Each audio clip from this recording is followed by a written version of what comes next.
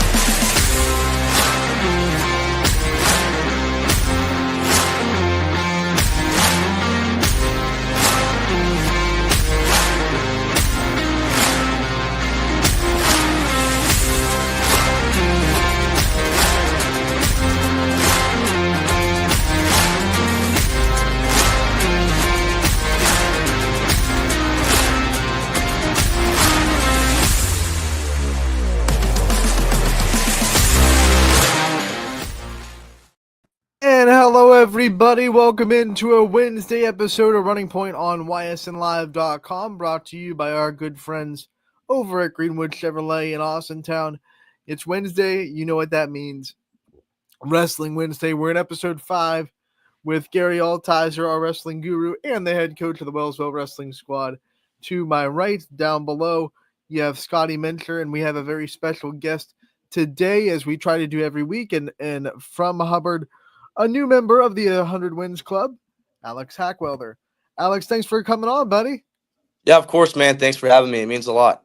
You got it. I mean, I guess the first question is let's just talk about the 100 wins and what that felt like to get that accomplishment. I know you worked so hard to get this. So what was it like to finally get that and to be able to celebrate it?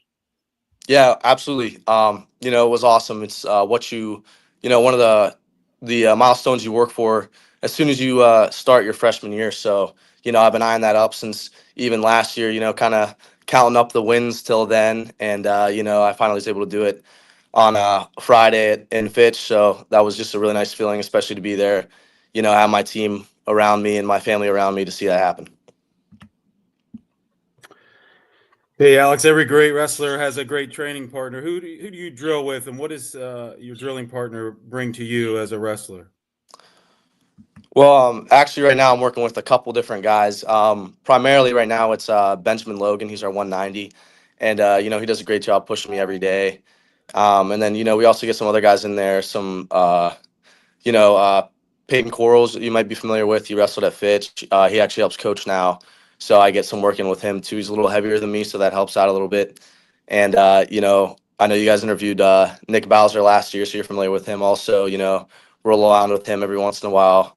So it's a nice to get different feels and get some different guys here and there because especially at 175, there's a lot of different weight. There's a lot of different ways kids can be built, different body types. So to work with different guys and get different feels is really important to me, and I really appreciate all those guys that come in and donate some extra time to help me out.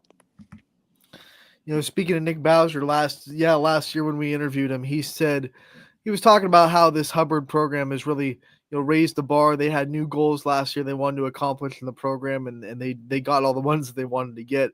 What's it like now as you, the next year after Nick graduates, to keep raising the bar and keep setting the standard for this Hubbard program that is really on the rise and starting to do things that they've never done before in the program's history? Yeah, I think it's just really important to carry on what we learned from those guys last year. Bowser, especially Luke Cease, especially those guys. Noah Adamson, they were all great leaders last year to us, and they were a big reason why this program is improving and being very successful. So I think, especially me and our other senior Brady Balla, Ben Logan, those guys, we really got to do our part to fill in and fill those shoes that they kind of left behind last year.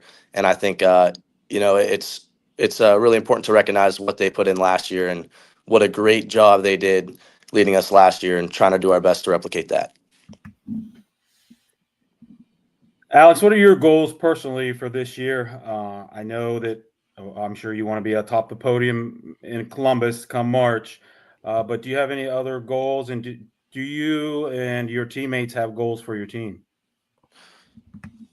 Yeah, we do actually. So it actually kind of starts today. We have the NE8 duels, so that's something we're eyeing up from the beginning of the year is the to bring home another Northeast State championship, and that starts with all of us, but including me too. So I know one of my goals is to do my part tonight and win every match and get as many points as I can and help my team out there.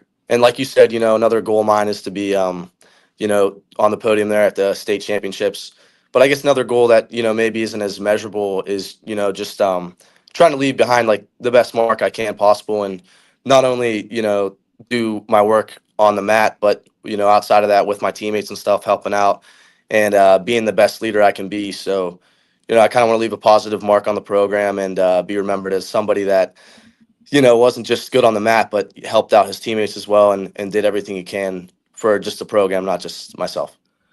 To expand on leaving the mark, talk about some things that you want to teach the younger kids and some of the legacies that you want to leave you and the senior class. Like if we asked next year's team what it was like to be your teammate, what kind of things do you think that they want, or what kind of things do you want them to say? What kind of answers would you like to hear?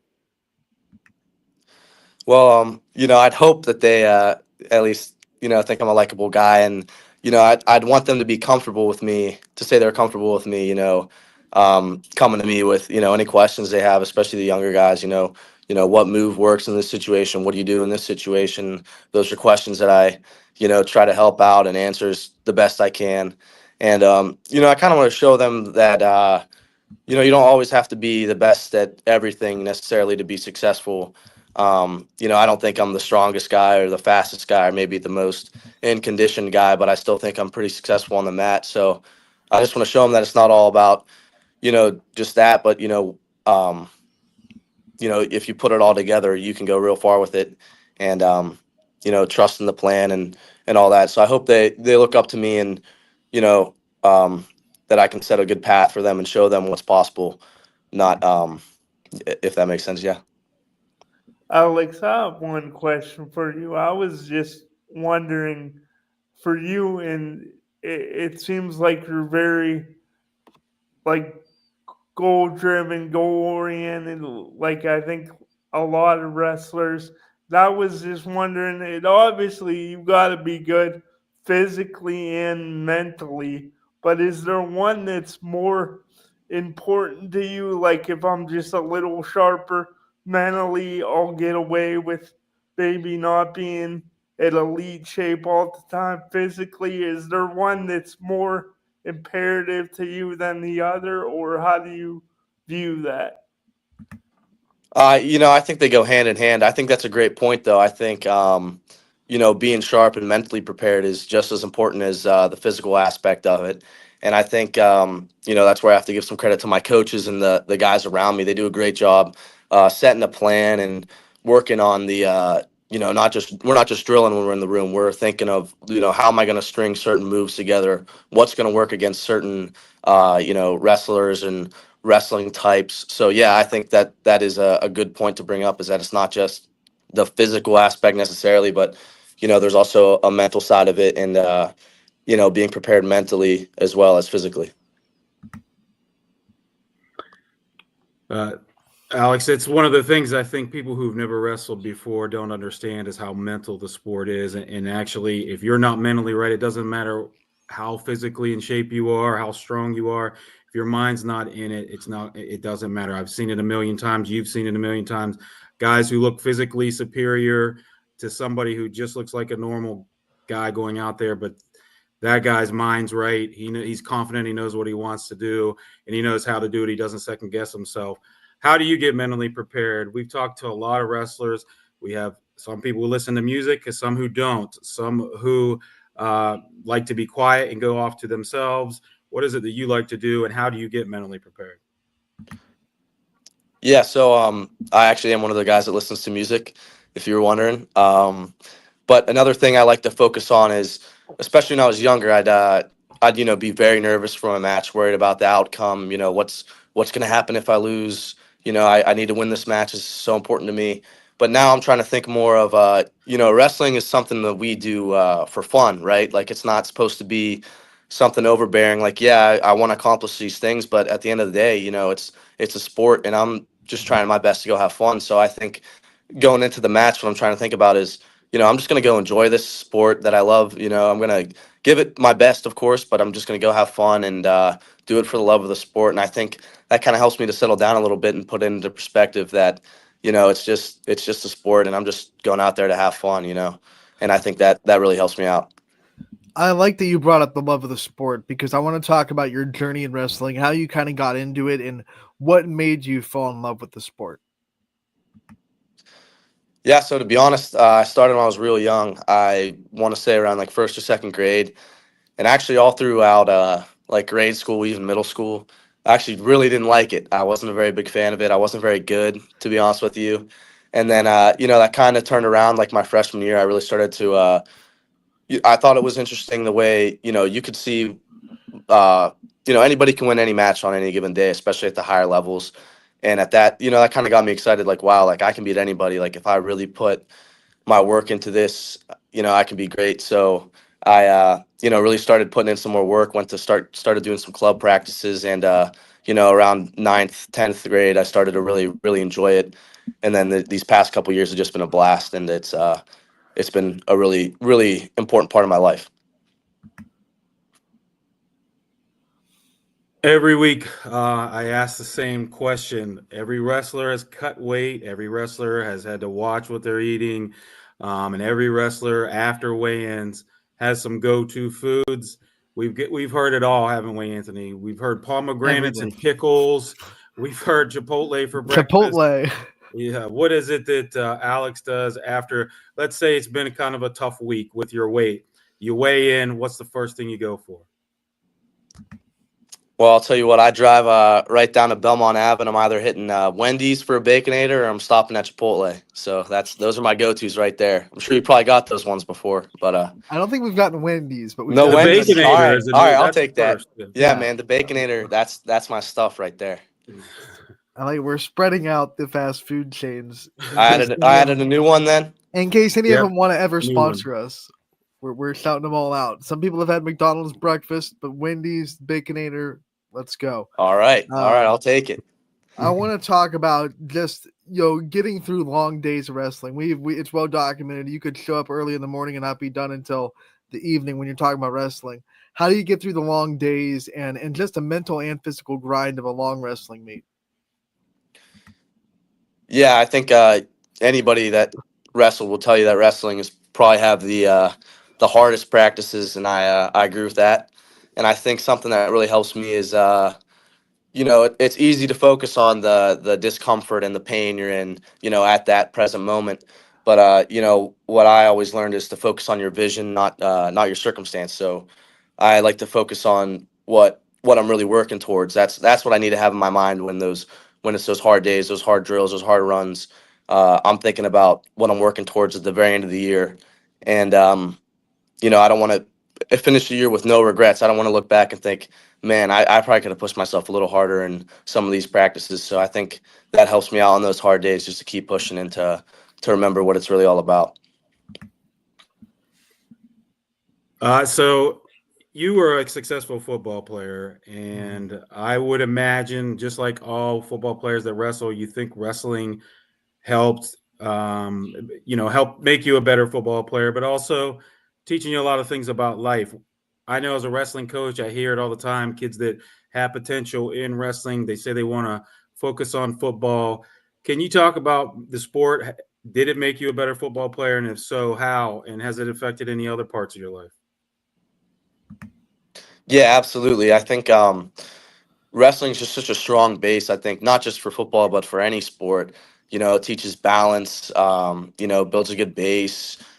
Just I think some of the best athletes on the planet are wrestlers, and you can see because you're put in so many different positions, and you learn so many different body movements, and like it's just all body control. So I think that has helped me a lot through football. I used to play baseball. I think it helps there. I think it can help anybody really in any sport, and I think it's something that I don't like to hear the excuse like, oh, I'm just going to focus on football. Like I think wrestling will help you if anything more than just hitting the gym or whatever. Like I think wrestling's really going to help you with anything you do. So we're talking about your football career. You had a lot of success this season specifically, kind of put your name on the map during the football season. How much confidence did that give you in wrestling? Did you walk into wrestling season with a little bit of swagger, a little bit of confidence, knowing that you kind of had a really successful football season and you wanted to kind of continue that momentum? Yeah, absolutely. I think, in the back of my mind, I was thinking, yeah, I'm a state placer. And then, I already started my senior year on the right foot with this past football season. Like, I know I can compete with the best athletes in the area, the best athletes in the state. So, that really helped me to keep that confidence and keep it rolling through wrestling season. And sometimes it's something that even I struggle with is confidence sometimes. So it's nice to look back and see that I'm not only good in one sport, I can do it on the football field as well. So having that extra little bit to look back to is really helpful and really helps me stay confident. We have to ask you about your future before we let you go. When you graduate Hubbard, what kind of things do you see after high school that you want to accomplish? What are some goals that you have for the future? It's a good question. I get that a lot. As of right now, I'm not 100% sure. I know that I'm probably going to attend a 4-year college, probably wrestle or play football. And I'm thinking I'm probably going to major in something engineering, probably. And, I think I'm going to be able to carry the lessons I learned, like through wrestling and through football with me and, keep that perseverance and that discipline. And I think, whatever I decide to do, I think those lessons that I carry with me are going to help me a lot. So I definitely plan to do that in whatever I pursue later in my future. So I know that you guys have had a lot of success as a team, and everybody thinks about the sport as an individual sport, but I think there's something changes in a wrestling room when the team starts doing well all together. Have you seen that with your guys' success that you're having? Is there a different mindset in the room? Everybody's knows that they matter. Everybody knows they contribute, because to win a tournament in wrestling, it's got to be everybody contributing. Do you think that that's helped the mindset with your team in the room during practice? yeah, absolutely. I think you can tell guys are definitely pushing each other harder and doing their best to give other guys the best look possible. And like I said earlier, another thing that I see a lot is like our guys are starting to have a lot of fun with it now. Like I just remember the other day at Fitch, it was the semifinal round, and I see my brother hit a head and arm in the semifinal to go to the championship, and that kind of got me in the mood. Like that kind of got me primed for my match in the semifinals, and then I ended up winning and making the championship too. So it's nice to see all the guys competing, and you watch the guy in front of you give it his all and do something great, and that kind of gets me fired up. Like, hey, I want to go out and do my best, and I think it's the same for the other guys when they see that. So it's nice when you can feel that bonding and that support that you have behind you, and I think that really makes a difference. Alex, we Nothing end the player easier to profile. get you hyped up than a head and arm, that's for sure. Yeah, No. I was excited when I saw that, especially that's my little brother seeing that. It was pretty exciting. Got to go, one up him a little bit, right? Next one. Okay, you Yeah. can do it. I can do it too, little bro. Yeah. Alex, we end these player profiles the same way every time. We want to give the athlete the chance to take the limelight off themselves for a little bit, shine on the people in their life that have got them to where they are. So I want to give you the time to give out shout outs and thank yous to the people that you think you wouldn't be where you are without. Yeah, absolutely. First and foremost, my teammates, each and every one of them, just for the support and pushing me in the room. I couldn't be anywhere without them. So it starts with them. So I really appreciate them. As well as that, I got to thank all my coaches, not just this year, but throughout my whole entire wrestling career. I've had a lot of good coaches in the past. So they set me up with all the tools I need to be successful. So I really appreciate each and every one of them for that. And finally, my family, not just my immediate family, my distant family as well, my aunts, uncles, grandparents, um, I can always feel their support. They're always there watching, congratulating me, consoling me when something goes wrong. So, I hope they know that they're all very important to me, and they all mean a lot to me. And to feel them supporting me and to know they're watching just kind of gives me that extra boost sometimes when it's a little tough. And I hope they know that they're a great inspiration to me, and I really appreciate each and every one of them. Alex, we want to thank you so much for coming on, talking to us. We know you're in the middle of the day. We appreciate you taking your time. We wish you the best of luck the rest of this year, man, and we can't wait to talk to you real soon. Yeah, absolutely. Thanks again for having me on, guys. I really appreciate it. Like what you guys are doing here, and I, hope to keep up with it and keep watching you guys in the future. All right, Thanks, buddy. Alex. Good luck. Yep. Alex Hackwelder from Hubbard joining us. Gary, after every interview, we kind of ask you what your takeaways were. What were some of the things that you pulled from that interview that you really liked? He's soaking it all in. I mean, you could see that he's been around the sport for a while, and he knows this is temporary. He knows this is his senior year. He knows he doesn't have much longer, and he's soaking in these last few months, these last 6 weeks of the regular season. I love what he said, that he doesn't want to look back and have any regrets. I can't tell you. Everybody knows people who did some sport in high school, didn't put in 100%. And they still regret it to this day that they didn't just leave it all out there, no matter what sport they're playing. They could have done better. They had more potential, and they didn't live up to it because they didn't try. They didn't give 1,000%. They didn't get their mind into it. They didn't practice as hard as they could. They just didn't show up the way that they know they could or believe they could. It sounds like he's showing up and he's giving 100%, and he's not going to have any regrets. He's not going to have to think back on anything because he's doing everything he can now to be successful.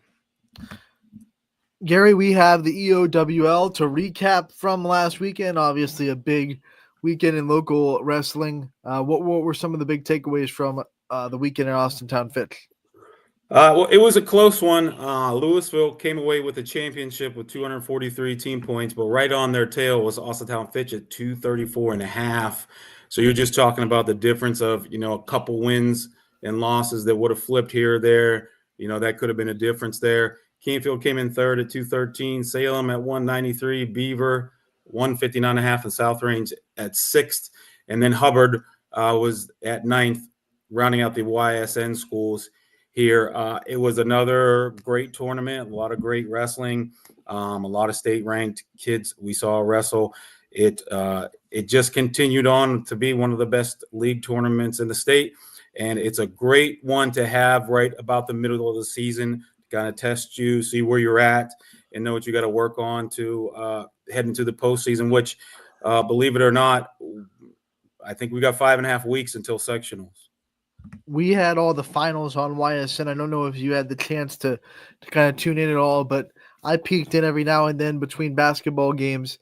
And what a competitive finals it was in the EOWL this year. I mean, I think that's the same every year. It's always kind of competitive in the finals when you get there. But this year, just a really good show to put on YSN during the finals down there at Fitch.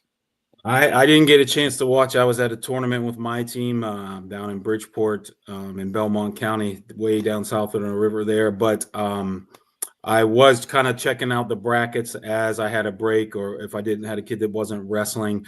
And that just doesn't surprise me that they were competitive. I looked at the scores. I saw there were some upsets.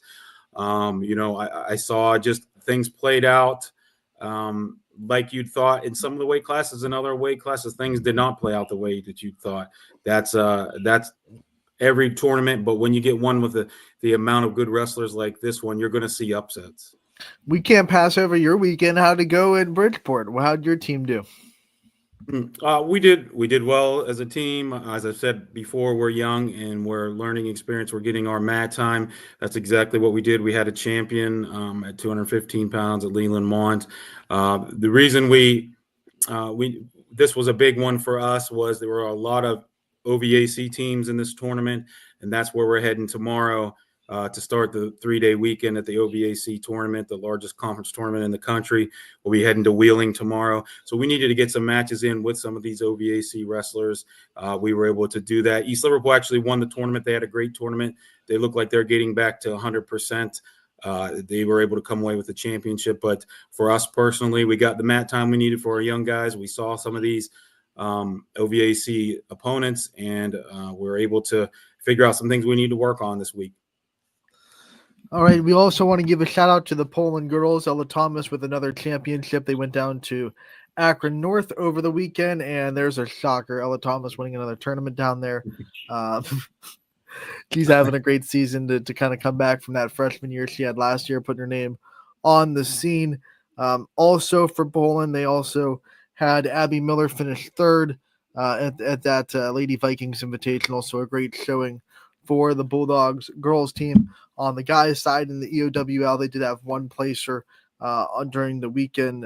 It was Jake DeLuca. He finished fourth in the EOWL. He had a bracket of 25 wrestlers spanning 3 divisions. So EOWL, that just tells you how it's tough. You're not even focused on your own division. It can be any division, that you're going up against. So you could be a Division 3 wrestler wrestling against Division 1 guys in that tournament. So props to Poland. Thank you for reporting stats. We definitely appreciate anything we can get from these schools. Gary, what else did you see anything else over the weekend? It's kind of slow outside of the EOWL, wasn't it? Yeah, it really was. There wasn't a whole lot going on. We got into this Bridgeport tournament we're in because another one we went to canceled. There's been several tournaments canceled this season, and probably because they knew a lot of teams knew EOWL was that weekend, at least in our area, at the YSN area. You don't want to schedule anything because you've got 30 teams, almost 30 teams out because they have to go to their league commitments. So there wasn't really much going on from Bridgeport to Austintown Fitch. I don't know that there was even one tournament in between there. Since we last talked, I see that West Branch was in action last Thursday. They came back for their first time since back in the 2024 because they weren't in action yet. But they played Marlington in a duel. They lost 62-17 against the Dukes. They were at the EOWL. They finished 14th on the boys' side. They're going to be at Jackson Milton tonight. So that'll be something to look forward to. Those are 2 really good wrestling programs. Yep, that's coming up. West Branch, Jackson Milton stepping up there. I mean, that's not an easy duel to take on when you're a Division III school, Jackson Milton size. So hats off to them for, asking the Warriors to come on in. Yeah, I mean that when you talk about Jackson Milton a couple of years ago, that wouldn't have been a thing. They wouldn't have brought West Branch into a home duel. But now they've gotten their program to a point. They've raised the bar consistently where that is something that they can do and expect to be competitive tonight as well. Oh, yeah. Coach O'Brien's done a good job there. I don't know if this is something they do every year or not. I don't remember them wrestling, but, West Branch is a decent-sized Division II school. So when you're a Division III school, when you've got 50 to 60 kids per grade, boys and girls, it's tough to fill a whole team. And I'm sure West Branch is bringing a whole team, if not really close to it. So, stepping up in class. On the girls' side for West Branch, they were in action against Marlington, just like the boys on Thursday. They got the win over the Dukes. 24-6 was the final in that duel. They had match winners from Grace Bates. They had Abigail Benner win a match, Brooklyn Stauffer, and Natalie Kiselinsky. They all won. All of them were by pin, and the girls held ahead to Akron North. They were at Akron North, the same tournament we were talking about. With Poland, they finished 20th out of 49 teams at the Lady Vikings Invitational down there. They're back in action in EBC play next Saturday. Well, I shouldn't say EBC play, but they're at EBC opponents. They're going to be at the Top Gun over the weekend at Alliance. And that really gets us into Gary talking about the Top Gun. Alliance hosts one of the best wrestling tournaments in the area every year. And was it canceled last year or was that 2 years ago? I feel like recently it was taken off the schedule. That I'm not sure. It was definitely taken off COVID. Right. Wasn't there then. I remember when it was taken off the schedule, it was really disappointing because it was definitely one of the ones that a lot of people look forward to. It's coming up this weekend, so let's talk about that. What kind of things make the Top Gun such a really good and really strong wrestling tournament? You got teams from all over coming in, all over the state, all over the country, with the OVAC and the Top Gun at the same weekend. I know there are probably a handful of schools at this OVAC tournament that would be at the Top Gun if it wasn't the same weekend, but it's just a premier tournament. And, in the past, it's been considered one of the best in the country. It's definitely still a top wrestling tournament, especially in the state. It's The best teams send their best kids there. Sometimes teams will just send 1 or 2 kids from their team to a tournament like that, just like they do with Brecksville. They do that with the Top Gun so that you can test yourself. They do it with Ironman to see where you're at. And, you find out a lot about yourself when you go to a tournament like that. Let's also talk about the OVAC tournament that is coming up the same weekend. What are some things that we expect out of that, and what are some big names that we have to look out for? I looked earlier. There are over 400 wrestlers. I think like 419 wrestlers that will be there. That's crazy. That's like an average of 30 plus kids in each weight class. It's a 3-day tournament. It's a big deal. If you're from the Valley, it's a tournament as a wrestling fan that you look forward to every single year. It's going to be a lot of the same. There are big school West Virginia teams there that are really good. Parkersburg South's been ranked in the top 25 nationally as a team. You got teams like University from down south West Virginia. Of course, teams like Beaver Local will be there. We'll be there. East Liverpool will be there.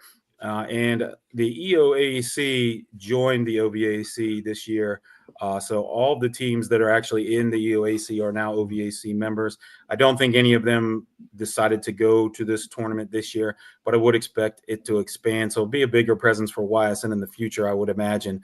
But today is Wednesday. It's the day before the match. We're going to try to get our weights right and try to work on some last minute things before we head down to Wheeling, tomorrow afternoon. And then tonight we have wrestling on the network. As Alex talked about, the NEA duel start tonight. Chris Colucci will be at Gerard as South Range goes into town. So that'll be a good matchup to have on the network. And we also know that Boardman and Fitch are playing each other in a duel tonight, as well as West Branch, Jackson Milton that we just said. So it should be a fun night of wrestling. I'm sure there's a lot more going on across the area with duels starting to kick up in the conference. Oh yeah, for sure. And like I said, the season's winding down. So if you've got commitments, I know a lot of coaches, they have to get their league duels in, they're whatever mandated by the league that the school's in or the league that the wrestling team's in. So with the weather, the way it's been lately, you're going to see some people cramming to get those in. You're probably going to see duels turn into tries where there'll be 3 teams there, or even quads, 4 teams. So, I think that the last 6 weeks is going to be a lot busier than normal just with the snow. And now the bitter cold is coming. There's going to probably be some buses that aren't going to start in the morning when it gets that cold. Not only is the weather bad, but we've had a couple of basketball games, and I'm sure wrestling will be hit by this too, because inevitably we've had illness kind of come up. When the cold comes, so does the illness, and we've had a couple of basketball teams get hit with team-wide illnesses. That's a part of that's a part of winter. So you never know what'll happen there. Of course, we'll keep you up to date on cancellations and reschedulings as far as we get them. Gary, before we get out of here, exciting week because we have opened up the wrestling big dogs of the Valley for Baird Brothers. We have our first week of 6 wrestlers on the poll. You can vote at ysnlive.com/big dogs. Here are the nominees for week 1: Bobby Buhite from Beaver Local. You have Aiden Stecker from Salem, Tyson Seasoltz from South Range. You have from East Liverpool, Paige Cohen, Ella Thomas from Poland, and then from Louisville, Colton Rhodes from Louisville and the Leopards. So those are your first set of big dog nominees. You have a couple of girls, and a handful of guys. Gary, what are some things that pop up when you hear that list of names for week 1? So we're not doing boys, big dog, girls, big dog. It's all one. I think we're just mixing them in the list. So we make sure we get to hit them both. I don't think we're going 6 of each. I think we're just doing one vote with them both in the poll. Well, you've got, heck, Buhite, Stecker, Seasoltz, Rhodes. Those are great wrestlers right there. Right. They've all got great resumes to themselves. And then you throw in, Paige Callan, Ella Thomas, both state placers last season. That's a list of who's who. really in the YSN network as far as wrestlers go. We took So a I'll big be swing in really week 1, huh? Yeah, exactly. Swing and hit the home run. Any one of them, any one of those names I could see winning the big dog. They definitely are all deserving. I will be interested to see how that one plays out. Voting, it went live earlier this morning, and it is unlimited voting, so you can vote as many times as your thumb or fingers will let you. And it ends Sunday at midnight. So make sure to get out to ysnlive.com/bigdogs. Vote for your favorite wrestlers. Girls and boys basketball are also up there as well. Vote for all of them. Sunday at midnight is when the polls close, and then we'll be back on Monday or Tuesday and announce the winners of the first week for wrestling and the fourth week for basketball. Gary, that will do it for episode 5 of Wrestling Wednesday. We are so happy to have you on every week. Thank you for coming on. And for everyone else, we will see you back next week with another guest with us on Wrestling Wednesdays. That'll be episode 6. We're gearing towards the end of the season. Ready or not, here we go. Final stretch. Hey, it's coming fast. I'm glad to be here. Thank you guys for continuing to ask me to come back. I love doing this. It's nice to get to talk wrestling. As a coach, you're so focused on what you're doing that you don't get to actually talk about the sport and have fun with it because you're so worried about your own team. So I appreciate you guys having me on. You got it, Gary. Running Thanks, Point, we'll take a break. We'll be back here with a recap of last night's action and much more on Running Point after this commercial break on ysnlive.com. 21 News delivers the news as it happens, using the latest technology from where it happens. Live here outside the Mahoney County. On air, online, Wednesday afternoon weather update. Very dangerous. and on the 21 News social media platforms. I'm on the road right now. 21 News, the Valley's only locally owned source for trusted news since 1953. Craftsmanship to us is 60 years of pride and dedication. Passed down from generation to generation. The hardwood floors that your kids take their first steps on. The solid wood doors you quietly close at night. The things we create day in and day out are the products that end up turning your house into a home. At Baird Brothers Fine Hardwoods, uncompromising quality and craftsmanship built our business. And it will keep us moving forward for generations to come. Going the extra mile at Greenwood Chevrolet means we want to take care of the community that takes care of us too. And we have to work together always. And that's how you stay in business for 40 years. You know, I love being a helper because when I help somebody, it makes me feel good. It means a lot that I can make a difference in others' lives. So I will do everything I can and just being there for them every step of the way. I want them to know within the first 5 minutes that they could depend on me. That's what going the extra mile means, only at Greenwood Chevrolet. Before the lights come on, before the workday begins, before a long day is ended, or it's time to have fun. It all starts with the people at Joe Dickey Electric. From replacing a light fixture in your home to building a substation for your business, no job is too big or too small. The people of Joe Dickey Electric power them all. Joe Dickey Electric, over 60 years of powering the Mahoning Valley. Welcome back to Running Point on ysnlive.com, brought to you by our good friends, top of our heads, Greenwood Chevrolet in Austin Town. They go the extra mile for you. We try to do the same here on this show every single day. Scotty Mitchell with me for the second half of Running Point on a Wednesday. Scotty, let's hop into the scoreboard, recap what happened last night in boys and girls basketball.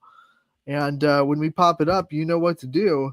The scoreboard is brought to you by Burnett Pools, Spas, and Hot Tubs. We've got it all. The YSN scoreboard is a great tool for our fans, whether you're at one of the games or watching one of our broadcasts. Either way, you don't want to look away from the screen for too long, or the action if you're live in action. And the YSN scoreboard is a great way to get live updated scores from your favorite teams across the YSN family, whether it be your heated rivals or your best friends maybe from across the way. The YSN scoreboard is where you can go to know what's going on. All right, here we go. We will venture into yesterday's scoreboard, which will be down there at the bottom if you've never used it before. January 14th, here we go. We start with girls basketball inside the MVAC and a couple of makeup games inside the EOAC. We start with the first place matchup between Crestview and LeBray. Both teams came in undefeated in the conference, but Crestview came out on top. It was a pretty good fight despite the score being a little lopsided. Both teams had, well, obviously Crestview had plenty of glimpses of light, but LeBray made their plays. They definitely made their plays. There was one instance in this game where it got a little bit out of hand for them, and Crestview will do that. They are so relentless. They went on this one big 9-0 run, and from that point on, it was pretty much a between 17 and 22 point game. But to LeBray's credit, they never let them run away with it, and they kind of kept pace. I mean, I'm sure Coach Rose watching that film saying, if we just take away that one 9-0 run in the second quarter, then we're right there competing with Crestview. This could be a very, very closer game down the stretch. And then you don't know how teams are going to react. When teams get close, you never know. But Crestview did make that run, and they did win by 23, 63-40. Addison Rhodes and Lorraine Gaskins did what they always did. They got into plenty of action, 23 and 17, respectively. Addison Rhodes did a lot of it from the free throw line. A lot of her points came from the charity stripe. Lorraine Gaskins down low was way too much for LeBray to handle. Angel Scruggs had a big day for the Vikings. She had 19 points in the loss. Both teams have almost exclusively league play on the rest of their schedule. Crestview has nothing but league play.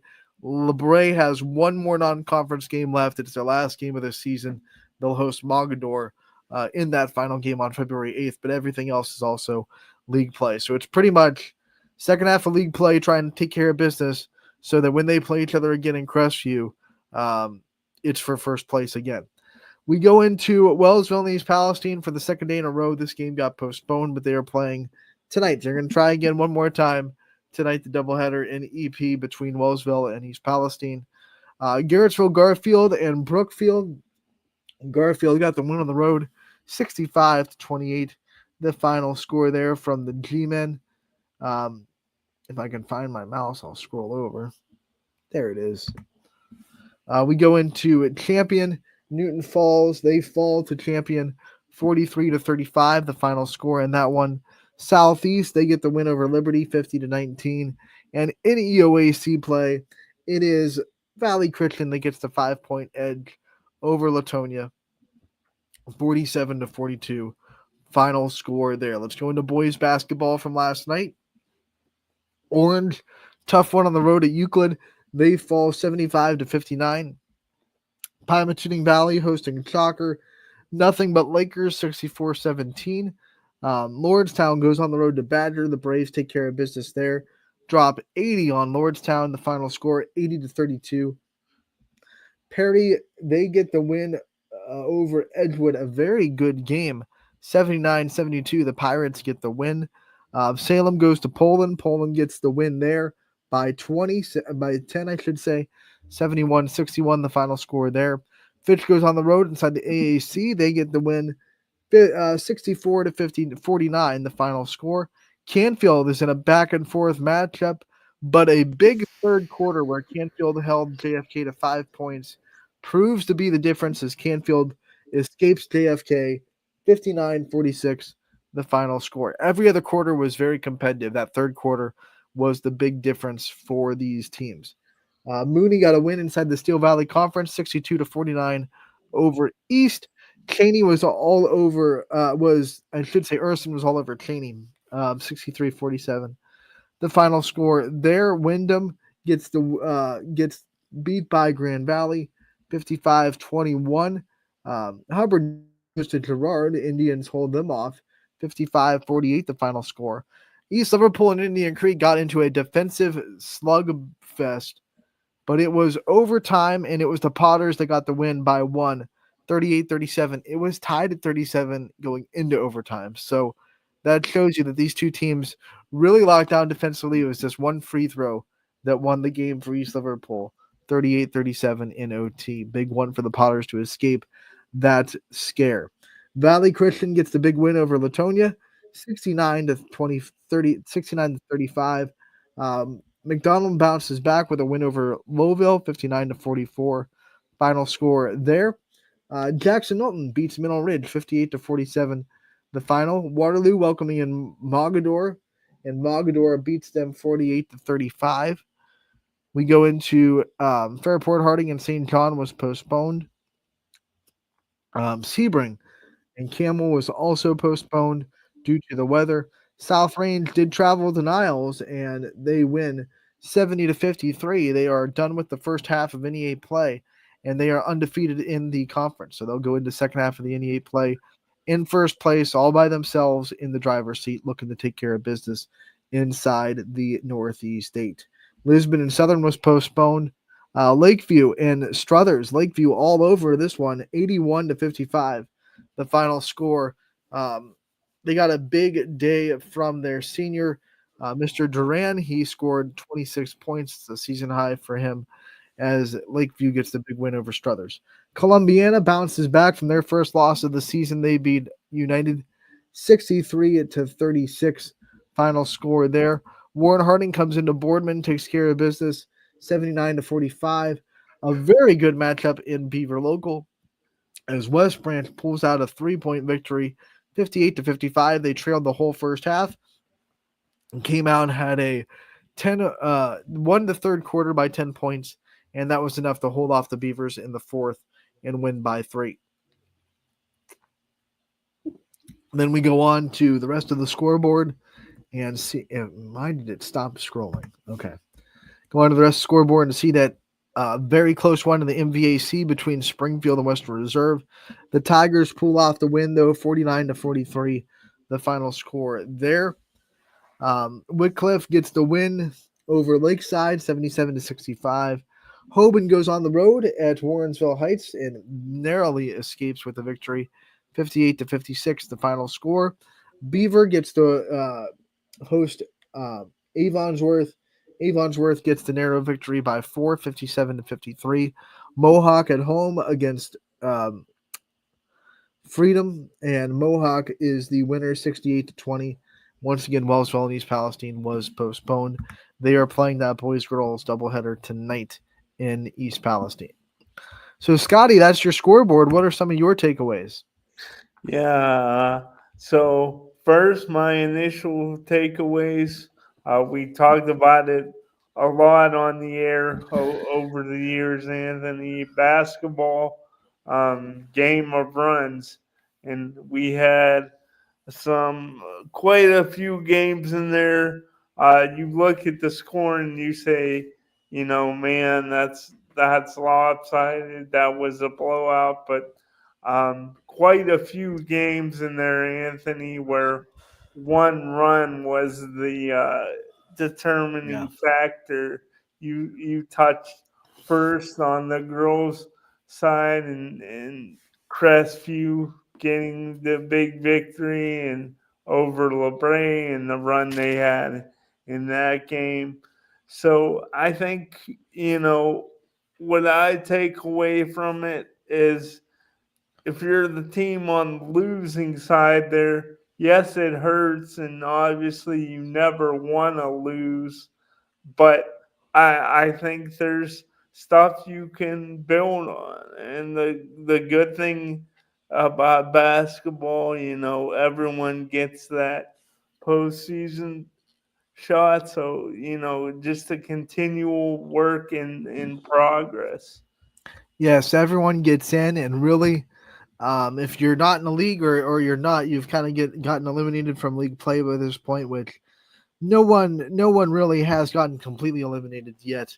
But you're still thinking like, hey, if we just keep playing in stride to the February, to play our best in February, you're thinking, hey, who cares at this point, right? So that's what makes high school basketball so great.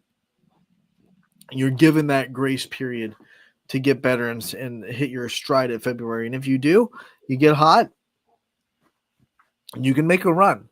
Nothing's stopping you. Talking about that Crestview LeBray game, it was 22-10 Crestview, so they still had a pretty sizable lead, but LeBray was fighting back. They forced like 3 turnovers in a row. Coach Black was not happy. He called the timeout, and Crestview responded. And what I liked about it, what was interesting in that timeout, because we took a break, of course, so I'm sitting there, I'm listening to the bench, and it was a little bit of Coach Blatch, but a lot of Addison Rhodes firing up her team saying, hey, this is not our standard. We have to play better. And they came out of the timeout. They went on another 7-0 run, and by then it was a 19-point game, 29-10. And really, LeBray, as you can see, kept it pretty even from that point on. They lost by 23. So from that point on, they lost the game by 4. But when you're down by 12 and you're starting to get a little bit of momentum, you can't let a Crestview team go on a 7-0 run there, go up by 19, and it was pretty much over at that point, because making that kind of a run on Crestview, just not going to happen. Not going to happen. It'd be, I'm not going to say never say never, Papa, from American Tail, but it would be really, really hard, and you'd have to have some help. You'd have to have Crestview start to make a lot of mistakes if you were going to come back from being 19 points down in the second half on them. So that big 7-0 run, though, that big 7-0 run at the timeout really gave Crestview that cushion, that separation. 12 points, 10 points. If LeBray cuts it under 10 before halftime, they keep that momentum. You think, okay, the Vikings might have a chance in this. But, Crestview didn't let that happen. The thing about them, you focus, you could focus, put such amount of emphasis on Addison, but then you got such a balanced attack all the way across the entire team with Lorraine and everybody else. Yeah, you look at the way this game started. LeBray, obviously, one of the big disadvantages they have in that matchup is their size. The Crestview is bigger than them. Almost every position. You could argue that maybe point guard LeBray has a little bit of size on Brady Cross, but everywhere else, Crestview's either bigger or just as big as LeBray. So I think LeBray came out with a very conservative effort to keep Crestview out of the paint and say we're not going to let that size be a big advantage. But Crestview hit a couple of threes in the first quarter, and that forced LeBray to come out just a little bit. And then when they come out a little bit, then that's when Lorraine Gaskin started to really get her looks inside. First quarter, she didn't get too many because LeBray came out and said, we're not letting you throw the ball in there and then dominate with your size. But once you start to hit those perimeter shots, and we saw different people hit them. We saw Meyer Miller hit one in the first half. Kerrigan Miller hit one in the first half. Ava Busey hit one. And Addison Rhodes hit a couple. So when you start to hit those threes, then that defense has to come out a little bit, and then Lorraine Gaskins can go to work, and that's what she absolutely did because they had no one inside that could really test her when she got the ball in the paint. So, yeah, once you start to hit those shots for Crestview, then defenses are forced to kind of pick their poison. Do I want to go defend the three that you're obviously hitting tonight, or do I want to stay inside and make sure you don't get in and use your size in the paint? And LeBray, I thought, especially from the floor, actually defended Addison Rhodes pretty well. Like I said, I think she only had 9 points from the floor, but she had, 14 points from the free throw line. So you just gotta be a little bit more disciplined on defense. Maybe not foul her. A lot of those fouls came from rebounds and putback attempts. So, as hard as it is when you're undersized, keep them off the boards, and try to limit her the free throw line. But I thought, like, on the floor defense, they actually played her pretty well. I was talking to Coach Rowe after the game, and I said, hey, if you catch them on a day where they're not shooting the three, you have a really good chance. Unfortunately, that was not last night. They shot the three pretty well, especially the first half, setting the tone. I think, Coach Blatch said this in his post-game interview. Overall, they really didn't shoot that well from the perimeter, but it's about when you hit them sometimes more than how many you hit. And when you hit them all in the first quarter and kind of force the brain to this point when they have to come out and guard you, then you've kind of separated yourself a little bit. So sometimes when you hit your shots is just as if more important than how many you hit. Do you think it's as simple, Anthony, like if you were looking at it, obviously, 3 is more than 2. So when you look at it, would you, as a coach, at times, did you look at it and say, well, then, if I was coaching, like maybe as much as you don't want teams getting easy baskets in the paint, and the ones in the paint are a lot of times are more high percentage shots or easier chance you're getting Exactly, Scotty. That's why you try to take them away because Yeah. at the end of the day, even good teams shoot 40% from three. That means they're missing 6 out of 10. So you just have to hope that they're going to miss that day. And like I said, I think Crestview overall didn't shoot great from the 3-point line, but it was just when they hit them. And they hit them right out of the gates, and they put LeBray in a hole right out of the gates early with a couple of threes in the first quarter. That was big. If they hit those threes in a third quarter where they're like, maybe it's tied, they hit a couple of threes, they're up by 9, but LeBray's still in it. You're right there, but you hit them right out of the gate in the first quarter, and then all of a sudden LeBray, before they can blink, are down, 14-2, and they're like, whoa, what just happened? They work their way back to 22-10. They're right there, they're fighting, and then you go on that 7-0 run before halftime, and that's kind of like the difference maker, though, of the game. And I think LeBray, when they come back and they play at Crestview, they're going to run into the same problem. They really don't have a matchup for Lavraine Gaskins down low. And if Addison Rhodes is hitting shots, they really don't have a matchup for her. They just tried to take away her driving lanes and said, if you're going to score, you're really going to score by shooting the three or pulling up jumpers. I don't think she had a single. I'm trying to remember if I'm wrong, and someone's going to probably pull up the tape and show me. But I don't think she had a single just drive to the hoop and score situation. I think all of her points either came from the free throw line, 3-pointers, or just a little pull-up jump shot in the mid-range. I don't think she ever had the opportunity to just drive right through the paint. And that was one of LeBray's focus. Like, we're going to try to take away the easiest shots we can and see if they miss enough shots for us to stay in the game. And outside of that big run in the second quarter, that really worked. That worked pretty well for LeBray. So we'll see. I think it'll be a lot more interesting than people think when they come back to Crestview. Now, LeBray, I really wish they had, and they really wish they had Ella Kuzma to kind of even out that 3-point shooting. She was by far their best 3-point shooter, and they don't. So they got to hit some shots from three.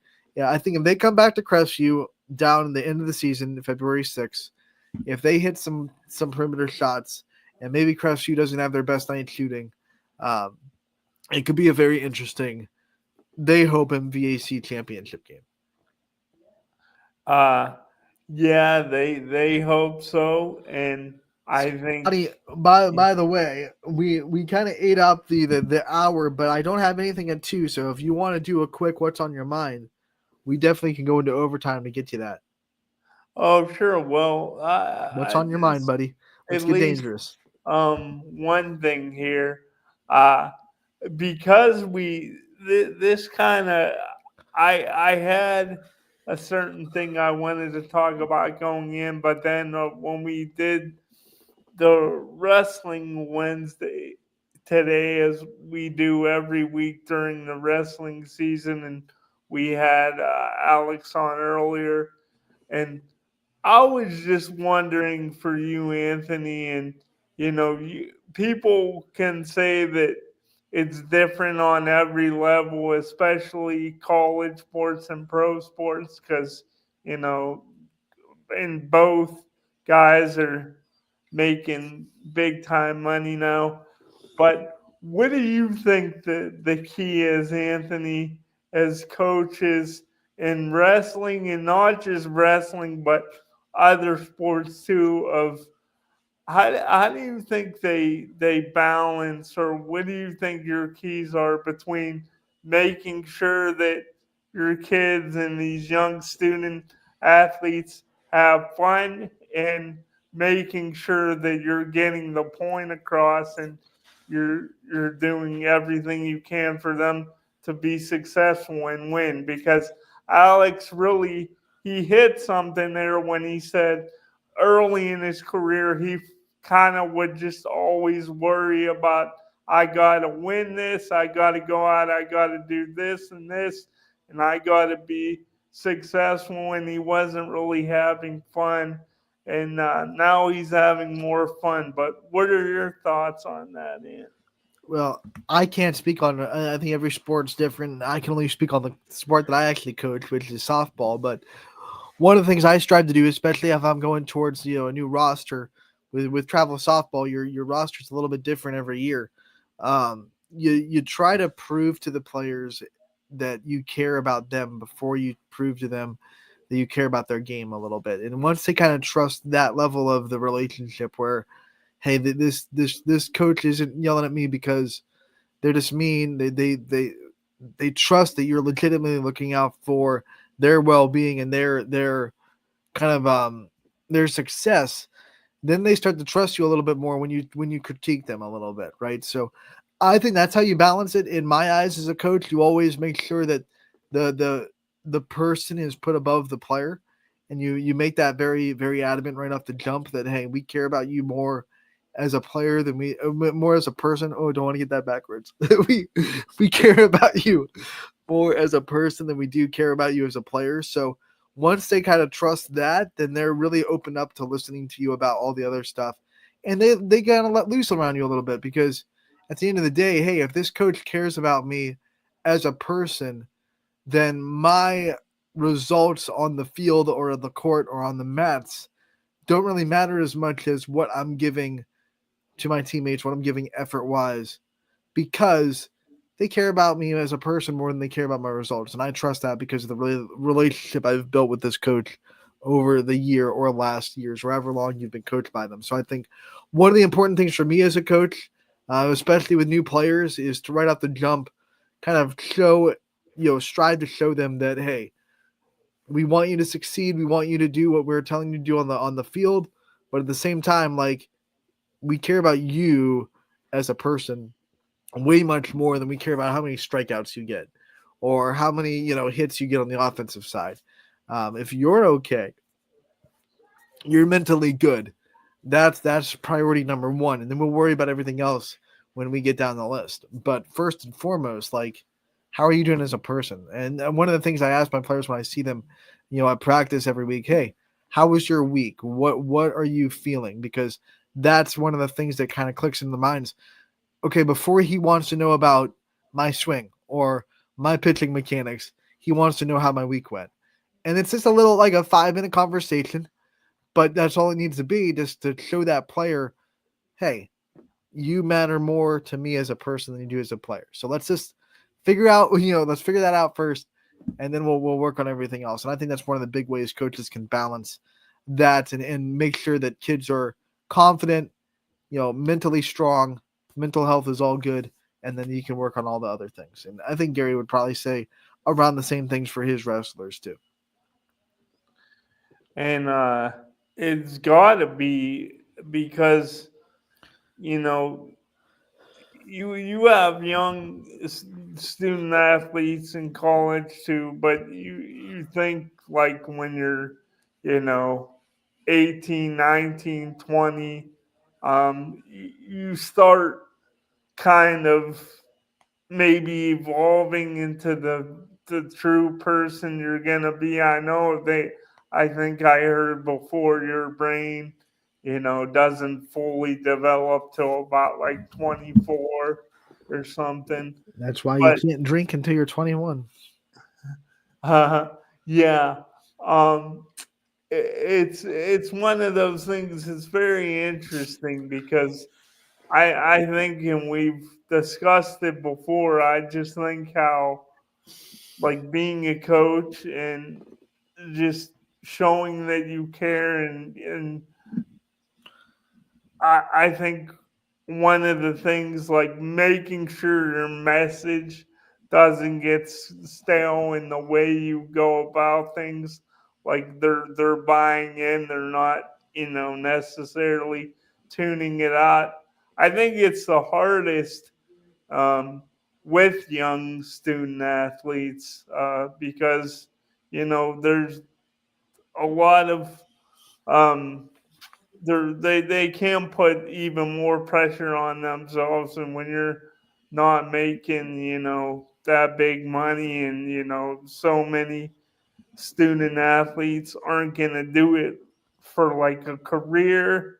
It just, if you can have success at that level and push the other person, even if you're not gonna necessarily get to a big time college level or pro level, you can leave a lot of great memories, and you could necessarily set the tone for underclassmen. I think that's a big thing too. And it's something that Alex talked about a lot, is just kind of keeping that culture the same. And we've talked about culture a lot in these last several weeks too. All right, Scotty. So one of the things that I have to ask before we let you go, I just want to remind you who you picked for the Super Bowl back before the season started on the Power Hour. Who did you pick? I think it was the Jets. Oh boy. Yeah, that that did not work out for you, Scotty. That did not work out well at all. Which you know, it still didn't work out, is because I usually just kind of, it's one of those things where, how do I pick against the Browns? And every other year prior, I was picking the Browns, and that would have been even worse than the Jets. How the Browns have gone, but yeah, definitely not a shining moment for me. The Jets, Scotty. The Jets. Oh man, who you got this weekend? Who you think's gonna play in the championships? We'll give you some redemption. Okay, so I'm thinking I got to go with your Kansas City Chiefs at home. I know the Texans have played really good defense, and you know it's been a driving factor, and now their offense is looking better. But I just think Kansas City, I like their defense even more, and I just think I just trust Mahomes and Kelsey in this spot more than I trust C.J. Stroud at this point in his career, and Collins. So I like the Chiefs at home. The other game in the AFC, the Bills Battle and of the MVPs. Ravens. I think it's gonna be a great game. I just have I got the feeling Bills in that one. I don't know about you. I'm leaning towards the Bills. Yeah, I agree with you, Anthony. I think that the Bills and the Chiefs are on a collusion course. And Collision. We're not colluding.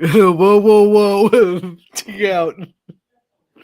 But yeah, but I think you're right. I think Josh Allen. I trust Josh Allen more than I trust Lamar Jackson in big games, and I think there will come times when both quarterbacks have to make plays, and I think Josh Allen's going to make those plays a little bit more consistently than Lamar Jackson. I think he's just proven that over the league. I mean, in games that are after, like, division round and after, Lamar Jackson historically has not shown up yet. He's before last week he was 1-6 in the playoffs total. His one win, I believe, was a divisional game, so he hasn't won the AFC Championship.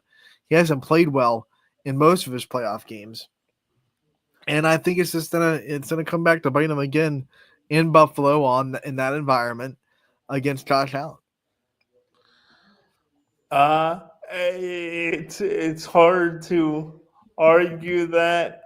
It's Lamar again. You look at last year; they had the home field against your Kansas City Chiefs during the regular season.